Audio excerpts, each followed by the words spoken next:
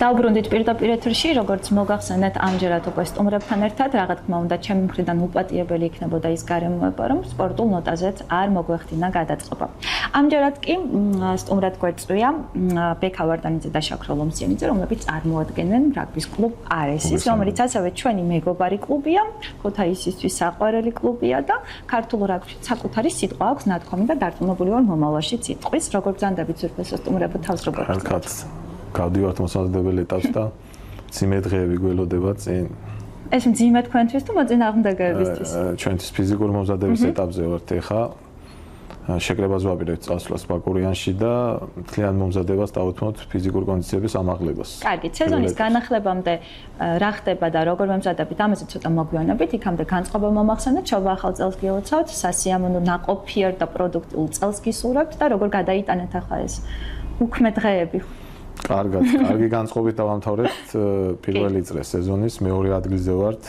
ჩვენი თანაქალაქელი აია არის პირველ ადგილზე, ულოცავთ მათ და გეგმა რაც ჰქონდა დასახული 100%-ით შევასრულეთ თითქმის 1-2 თამაშის გამოკლებით და დადებით ნოტაზე შევხვდით ყველაფერს, ახალ წელსაც, ველთახა წელსაც, მაგრამ განვაახლეთ უკვე ვარჯიშები და უკვე სერიოზულად მოვეკიდეთ საქმეს, დამთავრდა დასვენები. დასრულდა პარპაში და დროს დარება ხო დაუბრუნდით ამჯერად საქმეს. ბექა არესის კაპიტანი ბრძანდები. ჩემი რესპონდენტიც ყოფილ ხარ, მაგრამ გადაცემაში არა ხო, თამაშის შემდეგ მოედანზე და თუ თბილისში, თუ ქუთაისში. მადლობა რომ გვეწვია, იმედია მომავალშიც ხშირად იქნებით ჩვენი სტუმარი. ამ შემთხვევაში როგორც კაპიტანმა ეს პირველი წრე შევაფასოთ. ძალიან საამაყოა, როცა სხვათა შორის გადახედავ სატურნ, ახლა ყველა კლუბს წარმატებას უსურვებ, მიყვარს სპორტის სხვადასხვა სახეობები, მაგრამ საამაყოა, როცა სატურნი როცა გადახედავ და პირველ მეორე პოზიციაზე ორი ქუთაისური კლუბია. აია და არესი გილოცავთ. ორივე თქვენგანს ეს პირველი წრე შეაფასეთ კაპიტნის რანგში. ახლა როგორც შედეგიდან გამომდინარე, აუცილებლად დადებით შევაფასებ, იქიდან გამომდინარე მიზანი რაც ჰქონდა, როგორც თქვა შეგონი 100%-ით შევასრულეთ, უკვე რაც ცოტა შეიძლება იყო იქ ჩავარდნები, მაგრამ დადებითად აუცილებლად მეორე ადგილზე ვართ, ჰქონდა შანსი პირველ წელს ვიყავით, მაგრამ ამ ეტაპისთვის ეს ადგილიც საკმარისი არის, იმიტომ წინა კიდე მთელი ნახევარი წრე არის დარჩენილი და დადებითი შეფასება, იმიტომ მთელი გუნდის მთელი სეზონის განმავლობაში მოდიოდა ძალიან დიდი ემოცია, დიდი პასუხისმგებლობა იმაზე, ის მიზანი რაც ჰქონდა დასახული, წინ და წინ ვდგამდით თვითონ თამაშზე, ყველანაირად და მაგალითად ვიყენებდით შემდეგ წინა თამაშს, შემდეგი თამაშის ცოტა ჰქონდა ცუდი ჩაგდებებიც, მაგრამ ასე თუ ისე ის შედეგი დავდეთ რაც უნდა ჩაფიქრება. ხო, მაგრამ ეს ჩაგდებები და შემდგომათი ანალიზი და განხილვა ხო შემდეგ თამაშში მინიმუმამდე ამცირებს დაშვებული შეცდომების რაოდენობას. ნუ ასე უნდა იყოს. გამოვიყენეთ ეს ყველაფერი ჩვენი შეცდომა იყო მაგალითი ჩვენთვის და ვისწავლეთ იმ შეცდომაზე თუ შემდეგ თამაშში იგივე არ გაუკეთებია და შედეგიც აგეთო ვფიქრობთ რომ მარტო მე და შაკო არა მთელი გუნდი 100%-ით შესრულებულია. წინ დიდი მიზანი გვაქვს. მაგრამ მაგაზე უკვე ჩემპიონობას ამეცნათ ალბათ, ხო? ცოტა დასწრით ნაწილში ვისაუბროთ ამ საჩემპიონო მიზნებზე. ხო, აი შარშანდელი სეზონი მაქვს კიდევ, ასე ვთქვათ, გონებაში, შეიძლება და ქუთაისური ფინალი გვეხილა. ხო, იყო ესეთი შესაძლებლობა, მაგრამ იყო, მაგრამ ეგ უშანსი წელს უფრო არის ვიდრე შარშან, რა შარშანდელ სეზონთან შედარებით ყოველ წელს უფრო და უფრო კარგ ფორმაში ბრუნდებით რა გვინდა იმ პირველ ერთხელ განმეორდებით თუნდაც ინაცვლეს შეცდომებს. ახალ სეზონზე უკვე ვცდილობთ რომ მაქსიმალურად აღმოვხოთ და ქუთაისური ფინალის შანსი წელს უფრო გაგვაქვს. შარშან მაგალითად ცოტა დაგვაკლდა. პირველი სეზონი იყო, როცა პლეი-ოფში ვთამაშობდით და იქ მაინც გამოცდილება თავისი იქნა რა ესე რომ ვთქვა და წელს უფრო მეტი გამოცდილება გვაქვს, უფრო მეტი შემართება გვაქვს და ვეცდები წელს აუცილებლად რომ ქუთაისური ფინალი წელს ვითამაშოთ. საინტერესო იქნება. დავუბრუნდეთ მაგ საკითხსაც ცოტა მოგვფენებით, ჩაქრო. რამდენი წელია რაც არესში თამაშობ? მერვე წელი არის, ეხლა რაც ვთამაშობ არესში. პირველ ლიგაში იყო არის რომ გადავედი და იქიდან მოყოლებული 3 წელი პირველ ლიგაში ვიყავით, შემდეგ გამოვედით და მეხუთე წელია რაც უმაღლესში ვთამაშობ და ყოველ წელს პროგრესირებს გუნდი. თავიდან სხვა მიზნები ჰქონდა უმაღლესში დარჩენა და მკვიდრება და ნელა გაგვეზარდა ამბიციები. შაშანს პირველად ვითამაშეთ პლეი-ოფი. შაშან შევძლებთ რომ ერთი ეტაპი დაგვეძლია და წელს მედალი გვინდა. რა სინჯის უკვე მაგ ჩვენზე დამოკიდებული. აქ სინჯებზე ცოტა მერე დავფიქრდეთ, ხო? აი, დარწმუნებული ვარ, სხვა კლუბებისგან გექნებოდა შემოთავაზება. რატო არ დათანხმდი? რა მაგია აქვს ასეთი არის, რომ იცავ ამ კლუბის ღირსებას და იცავ? ჩემი აზრით, ჩვენი გუნდი უნიკალურია სხვებისგან განსხვავებით, იმიტომ რომ ჯერ ერთი აქ ვინც არის ბირთვი უმეტესობა პირველ ლიგიდან მოვდივართ არეში და ერთმანეთის ყველაფერი ვიცით, ბევრი რამე გვაქვს ერთად გამოვლილი. ის ძალიან რთული წლები იყო პირველ ლიგაში, ფინანსურადაც მოთამაშეების გამოდინება, სხვადასხვა მოთამაშეები გვემატებოდნენ და ის ყველაფერი გადავლახეთ ერთი მიზნით და მიზანით, რომ ჩვენ შეგვეძლო უმაღლესში ასვლა დამოუკიდებლად და ყველას დავუმტკიცეთ, ჩვენი თავიდან დაწყებული დიდი ათის გუნდები დამთავრებული, რომ ჩვენ შეგვეძლო უმაღლესში ასვლა, ავედით იმ წელს ძალიან რთული სეზონი იყო და დავრჩით. სასწაული გავაკეთეთ, პატარა სასწაული და მის მერე ყველა მიცის, რომ ანგარიშ გასაწევი ძალა ვართ და ძალიან შეკრული გუნდი ვართ. დიდათში ყველაზე მეგობრული გუნდი ვართ ჩემი აზრით და ხმამაღალი ნათქვამია, მაგრამ ამბიციური და ხმამაღალი ნათქვამია. ალბათ კაპიტანიც ეთანხმება. რა თქმა უნდა, დავეთანხმებთან ერთადერთი და ის როცა ვართ გუნდში ამდენი წელი და ბევრი მოთამაშე არ წასულა, მით უმეტეს ბირთვი ესე შენარჩუნებულია, ყველაზე მეტად მაგის დამსახურებაა, რომ ძალიან ძმაგაცური ესე რომ ვთქვათ და მეგობრული ქუთაისური ჩახოთება. არა მარტო მოთამაშეებიდან, მოდის მწვრთნელებიდან და მთელი გუნდი თუ ვინმეა ჩართული ერთად ვარ შეგული და ძალიან სასიამოვნოა ყველაფერი და მაგიტოს აი ბევრს ვისთანაც გვითამაშია და ვიცნობთ ჩემპიონატიდან ბიჭოს აპრილს აღნიშნე ეგრო რა ხდება ესეთი ამ გუნდში როცა ყველა ამაზე ლაპარაკობს და მაგრამ ყველაფერს არ იტყვით ახლა რაღაცას დაიტოვებთ ხო თქვენთვის ხეზე ასვლას ყველას არ ესწავლით სხვა გუნდში და ის იხდება მე ყველაფერს აი კაპიტანს რა მისია და რამდენად დიდი როლი აქვს თავარი მწვრთნელის შემდეგ აი როგორ ხედავთ ამ კაპიტნის მარტო სახელი ხო არ არის კაპიტანი უფრო სხვა რამეა რთულია ძალიან მით უმეტეს როცა ესეთი გუნდის კაპიტანი ისტორიას წერს თითქმის ყველა თამაშზე და ყოველ სეზონზე ახალ გამოწვევებს იღებს და ანუ დიდი პასუხისმგებლობა არა მარტო არესის კაპიტანობა ზოგადად ქუთაისური გუნდის კაპიტანობას დიდი პასუხისმგებლობა არის მწვრთნელის მერე ისეთ უნდა შეკრა გუნდი ანუ ყველაფერზე შენაგებ პასუხს უკვე იქ თამაშის დროს ბევრი რაღაც გადაწყვეტილება შენზე არის დამოკიდებული რაც უნდა დავალება მოდიოდეს რაღაც მომენტში შეიძლება შენ მიიღო გადაწყვეტილება ხო ერთპიროვნულად მიგიღია რაღაც გადაწყვეტილება აი წამებში ყოფილა საჭირო და მიმიღია და ეგ დიდი პასუხისმგებლობა რა იმ მომენტში შეიძლება უცებ გახურებ ფორთავზე მარტივად გადალახო მაგრამ მე რო დაფიქრდე შენ თამაშს რო უყურებ რთული არა მარტივი არ არის მარტო თამაშის დროს არა თამაშის გარეთ გუნდს თუ რამე ჭირდება მოთამაშეებს და მწვრთნელებს შორის კომუნიკაციაში პირველ რიგში შენ უნდა იყო კაპიტანი და ძალიან დიდი როლი უნდა შეასრულო მწვრთნელების მერე კაპიტანო არ არის მარტო ეს გახვიდე სტადიონზე 15 სამკლავური მოიხდინო ხო 15 კაცის სალაპარაკო უნდა ილაპარაკო და დიდი პასუხისმგებლობაა რა შაქრომ კაცრი კაპიტანია არა როგორ მეკითხა ჩვენთან ანუ ისე არ განაწილებული როლები რომ ყველა მიც ნელ-ნელა გავიზარდეთ მაგ თემაშიც კაპიტანი და ვიცე-კაპიტანი ვიც ხავს გუნდს და ცალკე მწვრთნელებიც და ყველა ხელს გვიწყობს რომ თამაშის პროცესში გავიგოთ რა არის მინუსი რა არის პლუსი და მოსამართებელი კვირაშიც ძალიან ღიად ვართ ერთმანეთში მწვრთნელები სულ გვეკითხებიან რა გვჭირდება რა გავაკეთოთ ამატებით და ჩვენი მხრიდანაც მოდის უგო კავშირი და ძალიან კარგად არის და წელს უფრო კარგად იგრძნობა ეს ყველაფერი ბექა, ერთი არის რაღაც შაკრული გუნდი, ძალიან მნიშვნელოვანია მეგობრული გარემო, ის რომ ერთმანეთი გიყვარს და ერთი ოჯახის წევრები ხართ, მაგრამ აი ეს დისციპლინა ალბათ არის უმნიშვნელოვანესი, ხო? იმისათვის რომ წარმატებას მიაღწიო და ეს ლიდერის მენტალიტეტი ჩამოგეყალიბდეს, რაღაც ერთი ხელის მოსმით არ მოდის, ამას დიდი შრომა სჭირდება. როგორი არის თქვენი ცხოვრება? ამდენად რთულია? და რა გამოწვევების წინაშე ხართ ხოლმე? რაზე გიწევთ უარის თქმა ხშირ შემთხვევაში? ხშირ შემთხვევაში სპორტული ცხოვრება რა ვიღოთ მithmetes მორაგვის რთული აი მაგალითად ეხლა როგორც ვახსენებთ საახალწლო შესვენებიდან დავიდით და რთული არის იმ შესვენების დროს ქართველებს მithmetes გვიყვარს кайფი დროს დარება რაღაც და ბევრ რაღაცაზე გიწევს მაგ დროს აი თუნდაც სასმელზე ალკოჰოლზე ზომიერად უნდა მიიღო ყველაფერი მეორე დღეს ვარჯიში გახან ერთი ან ორი და ბევრ რაღაცას მაგის გარდა შეიძლება მეგობრებთან ერთადაც გაერთო და რაღაც ყოველ დღე ვერ მიცე თავს მაგის საშუალება ღამეს გვიან ვერ დაიძინებსო და ადრე სპორტულად დიდ სპორტს მოითხოვს რა მარტო ჩვენგან მთელი გუნდისგან და ყველა სპორტსმენისგან რა თუ ვინ ვარჯიშობს ჩაქრო თქვენ ყველაზე დიდი მსხვერპლი რა გაგიღიათ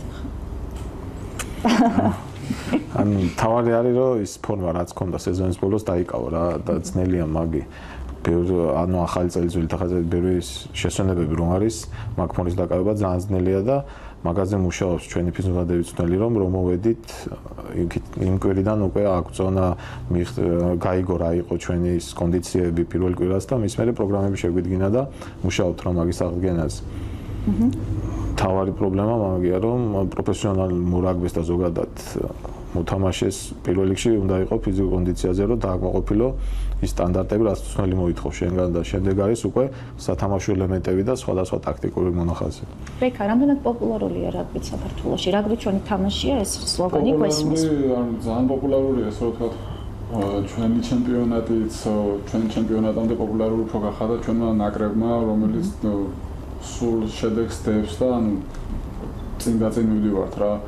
ესევე შავი ლომიც, რომელიც თამაშობს უკვე დიდ ტურნირებზე და ყოველ წელს შავი ლომის წინ მიდის და შედეგებს უფრო ვითარებს და შიდა ჩემპიონატიც უფრო და უფრო ვითარდება ამ ორი დიდი გუნდის შემდეგ, რომ ყველა სურვილი აქვს რა თქმა უნდა ზემოთ ითამაშოს და აქედან გამომდინარე ყველას ცდილობს იმას, რომ მაღალი დონე ვაჩვენოს შიდა ჩემპიონატში.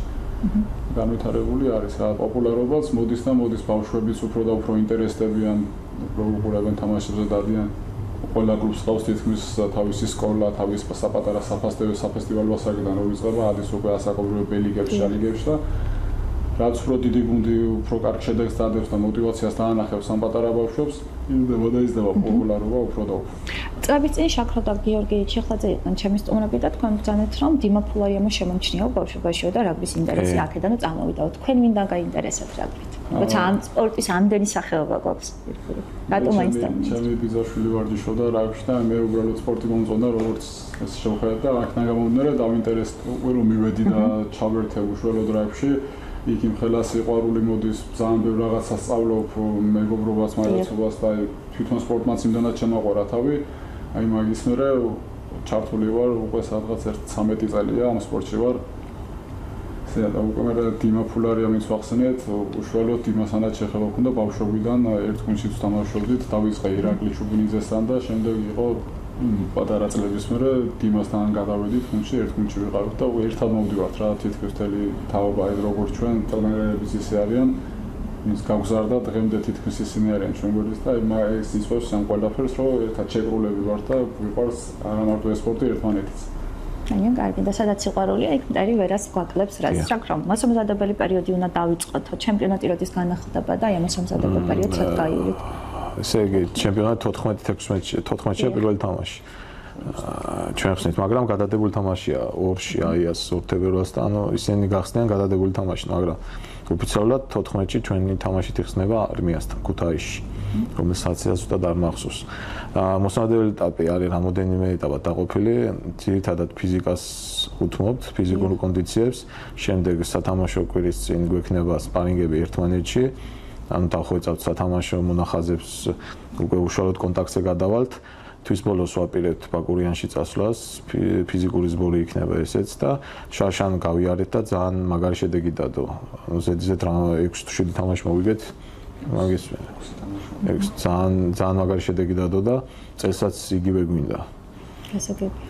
ანუ განახლებულ სეზონს ახალი ამბიციებით და შემოხებით ხვდებით. გასაგებია რომ პირველ-მეორე ადგილს იკავებს აია და არესი, მაგრამ წელს რომელი კლუბი არის თქვენთვის რაღაც ის გაძლიერებული მეტოქე და რაღაც გაგაოცად გამოყოფთ რომელიმეს თუ ყველა თანაბრად ძლიერია ან თანაბარი შესაძლებლობა. ერთი გუნდი რო გამოვყოთ ეს რა ყველა არის გუნდები რომელსაც პატივისცემა ყველა გუნდის მიმართ რა თქმა უნდა გვაქვს უნდა შეაფასო ყველა გუნდი კარგად ვარ. თითქმის ისეთი ჩემპიონატია რომ ყველა გუნდს აქვს იმის შანსი რომ პლეი-ოფში და ყველა თამაშის მერე ზევითაზევით წამოიწიოს. ეხლა ამ ეტაპზე აია და ჩვენ ვართ გამოკვეთილი ლიდერები, შემდეგ ბათუმი მოგზოს, მაგრამ ძალიან მარტივად შეუძლია რა თუ ჩვენ არ ვიქნებით იმ დონეზე სადაც უნდა ვიყოთ, პრობლემებია შეიძლება ჩვენს ადგილზე მაგალითად ბათუმი აღმოჩნდეს, ამიტომ მოდუნების შანსი არ აქვს. ხო, არ გაპატიებთ, ახლა ეს ნიშნავს რაღაც. ანუ სიმჭიდროვე არის.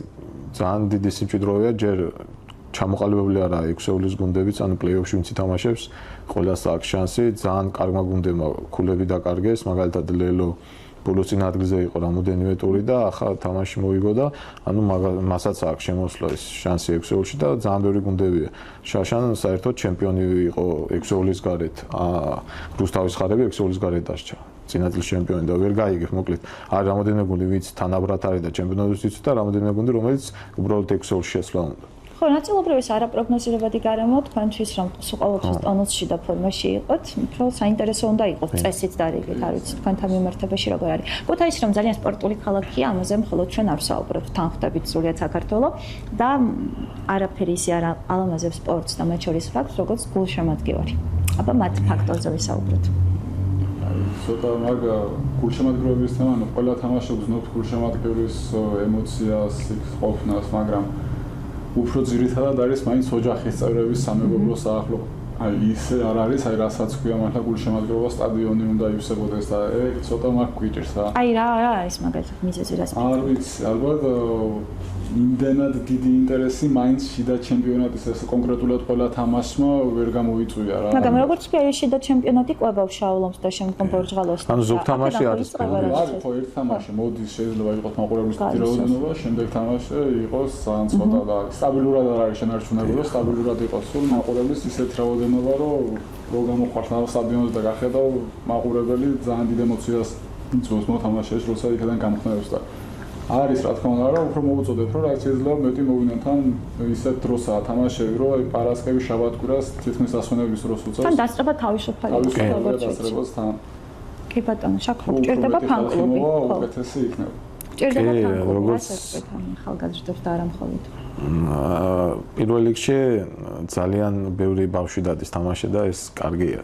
ანუ ვინც ვარჯიშობს ფესტივალებზე, ბელიგალიგაზე და ძალიან კაი მომრავლდა. ჩემი აზრით მაყურებელი მომრავლდა უბრალოდ. არის კონკრეტული თამაშები, რომელზეც ბევრი მაყურებელი დადის და არის რომელზეც არ დადის. ხან ამინდი უშლის ხელს, ხან სხვა პირობები. აი ასთან მაგალითად ძალიან ბევრი მაყურებელი იყო და ძალიან კარგი იყო და ის გარედან მუხტიც მუშაობს ჩვეულებრივ მოთამაშეებზე ეს ძალიან დადებითად მუშაობს ჩვენზე და ძირითადად მაინც ოჯახის წევრები დადის, მაგრამ ბავშვებიც ბევრი დადის უკვე და ძალიან მიხარია ეს, რომ მასიურობა გაიზარდა ქუთაისში. ბავშვების ჩართულობა რა აქვს და ძალიან ბევრი ბავშვი არის დაკავებული ამ სპორტით. ბავშვები ძალიან კარგია, მაგრამ თაობის ადამიანს შეუძლია მოვიდეს და სასიამოვნოდ გაატაროს ეს თვით. თან როცა გულშემატკივრობ რაღაც საინტერესო ჰორმონები გამოიყოფა თქო ეს მგონია მეტვინში გულში გულში და რაღაც კარგია როცა ჩართული ხარ და თან სხვების წარმატებაში წვლილი შეგავს ამას დიდი ბედნიერება ვფიქრობ არაფერი არ არის და უწყინარი ისე ვთქვა დროის სასიამოვნო გაყვანა. კარგი, დაუბრუნდეთ ახლა ჩვენს ამბიციებს. გავიარეთ შეკრება, განახლდება ტურნირი და შემდეგ რა ხდება? ჩემპიონობაც გვინდაო, ხო? ჩვენი მიზანი არის, რომ რეგულარულად დავამთავროთ პირველ-მეორე ადგილზე, რომ პირდაპირ ნახევარფინალი ვითამაშოთ და იქიდან უკვე ორი შანსი გაქვს. ორი თამაშიდან ერთი უნდა მოიგო, რომ ფინალში გადახვიდე და ან ყველაზე იოლის გზა ეს არის. და ამისთვის საჭიროა, რომ ყველა თამაში მოვიგოთ 100%-იანი ვიქნებით პირველზე ან მეორეს. სურს ქუთაისური ფინალი. რა თქმა უნდა, გსურს ქუთაისური ფინალი, იმიტომ რომ ერთ-ერთი ძალიან დიდი ისტორია დაიწერება მაგით, ანუ ვეთამაშებით ჩვენ თანაქალაქე ლაიას, რომელსაც ძალიან დიდი ისტორია აქვს და ჩვენთვის ეს იქნება, რომ ისტორიასთან ერთად ძალიან დიდი შედეგი იქნება. ახლა ვთქვით, რომ მეორე სეზონია რაც პლეი-ოფში ვთამაშობთ, ერთს ეს ადგილი შევნარჩუნოთ, მეორეზე უკვე წინ წავედით ერთ თამაშში მოვიგეთ და წელს ახლა უკვე იმაზეც აქვს ამბიცია, რომ რა თქმა უნდა ფინალი უნდა ვითამაშოთ, იმიტომ რომ მაგის შანსი გვაქვს, რაც დავინახეთ ამ ჩემპიონატიდან გამომდინარე, აუცილებლად მინდა რომ ვითამაშოთ ფინალად. თუ ქუთაისური იქნება, ეგ უკვე სხვა სტიმული იქნება და ემოციურად სათამაშოთ. ძალიან დიდი სიყვარული იქნება. იმედს დავიტოვებ, რომ თუ კი ქუთაისური ფინალი იქნება, ეს თამაში და ფინალი ქუთაისში გაიმართება. შარშან მახსოვს ქუთაისში აი ამ არ ითამაშა. იმედია მეხსერება არ ეს ფედერაციის გადასაწყვეტია წინასწარ ადგენენ სტადიონს. ძირფასო ფედერაცია. თხოვან სიამოვნებას ნუ მოვაკლებ ამში. ხო არ შეიძლება ყველაფერი თბილისში ხდებოდეს, ჩვენც უნდა გავარცხოთ სავი. ჯერ მასე მოხდეს და ალბათ იქნება. ლაპარაკობს თუ მოხდება ეს ქუთაისის გუნდი გავაკეთოთ. კარგი, ახლა სპორტი და რაგბი რაღაც ძალიან კეთილია. აი ამას ისიც მოწმობს თქვენს მაგალითზე რომ ვისაუბროთ, რომ სატურნირო მდგომარეობაში და ზოგადად მოედანზე კონკურენტები ხართ, მაგრამ ერთმანეთს მაინც გულშემატკივრობთ. აი არის გულისხმობ. ერთად გაზრდილები ვართ, უმეტესობა A-ლიგა, B-ლიგა ფესტივალებს ერთად თამაშობდით და უბრალოდ ისეა, რომ ზოგი იქითაა, ზოგი აქეთაა, ყველა თავის საქმეს აკეთებს და ჩვენც გულშემატკივრობთ, როცა აქვს თამაშები და ისინიც დადიან ჩვენ თამაშებზე და ძალიან დადებითად ვართ ერთმანეთის მიმართ განწყობილი და აი იყო დრო და მომენტები, როცა ვერ ხმარებოდით ერთმანეთს ვარჯიშების მხრივაც და ერთმანეთს ვსნედით რა. ძალიან კარგი კარგი. ესე რომ ვთქვა, თუ ვინმე ლეგიონერი არ არის ან ჩვენ თანანაირასთან 90% ვინც ქუთაისელი ვართ, ერთად გაძლიერებდათ ბავშვობიდან. ან ერთად ვარჯიშობდით, ან უკმაინში სკოლაში ერთად მოვდიოდით რა. ორ საინტერესო იქნება თქვენი ფინალი. კი. მაგრამ 80 წუთის განმავლობაში ის მოგაცობა ცოტა გვერდზე გადადის. ფორტფოლია ალბათ, მაგრამ ესეც გათიშურია ალბათ გონებაში. სხვაგვარად არ გამოვა. არ გამოვა. კარგით, დღეისათვის ნელ-ნელა ვიდრე შევჯერდებით, რას გვეტყვით ანუ. გავდივართ შეკრებაზე. ძალიან მალე განახლდება ჩემპიონატი, საინტერესო სანახაობრივი და შედეგზე ორიენტირებული თამაშები გვექნება და სეზონიც მალე დასრულდება, დროის სწრაფად გარბის. ალბათ ამჯერად რთული იქნება თქვათ, დარჩებით ისევ არესში მის ღირსებას დაიცავთ თუ შეიძლება გადაბარგდეთ. არა, მაგრამ რაღაცებზე არ ვფიქრობ. არ ფიქრობ. ჯერ არა ეგ ჯერ სეზონია წინ. მორჩება კონკრეტულად უკვე გუნდებით და ფინალებიც მე რეიწყება უკვე მაგ საკითხებს. მაგრამ რაღაც ეჭვი მაქვს რომ ისევ არესის ღირსებას დაიცავთ. ჩვენს მაგის იმედიკებს. ხო. მოგეთ, წარმატებები არის, წარმატებები აიას, წარმატებები ყველა იმ ადამიანს, ვისაც სპორტი უყვარს განსაკუთრებით, იმიტომ რომ ძალიან უწყინარი მოცემულობა, ძალიან ბევრი დადებითი ენერგიის გამომუშავება შეუძლია, როგორც თავად ვინც თამაშობს, ასევე გულშემატკივარს. გიყვარდეთ ერთმანეთს რაღაც ქუთაისურ კარგ ნოტაზე დავასრულოთ. უგულშემატკივრად არის მიბრძანდით ჩვენთან ქუთაისში თამაშებზე ან თუ კი თბილისში იმყოფებით ძალიან იულიეს ყოველივე მხარი დაუჭირეთ ბიჭებს და ერთად ვიზეიმოთ მოკეთ ჩემპიონობა და კარგი ამბები. ძალიან დიდი მადლობა რომ დრო დაგვითმეთ ვარჯიშის შემდგომ როგორც ვიცი პირდაპირ ჩვენთან გამოიშურეთ. მადლობა, დაგიფასდებათ ეს ყოველივე და გვიგულეთ თქვენს გვერდით. დროებით დაგემშვიდობებით ნახვამდის. მადლობა. ძირფასად ტელემაყურებლობა ჩემი და თქვენი ურთიერთობისთვის განკუთვნილი დრო დღეისათვის ამით ამოიწურა. დიდი მადლობა ყურადღებისთვის. არაჩვეულებრივი ამინდია, ცივი თუმცა მზიანი. შეგიძლიათ გაისეირნოთ, დატკბეთ ჟანგბადით და მოკეთ ხვალამდე გემშვიდობებით საუკეთესო სურვილებით. ეს გადაცემა შუადღე ქუთაისშია, მე კი მისი წამყვანი ნანა თევდორაძე. გემშვიდობებით ხვალამდე ნახვამდის.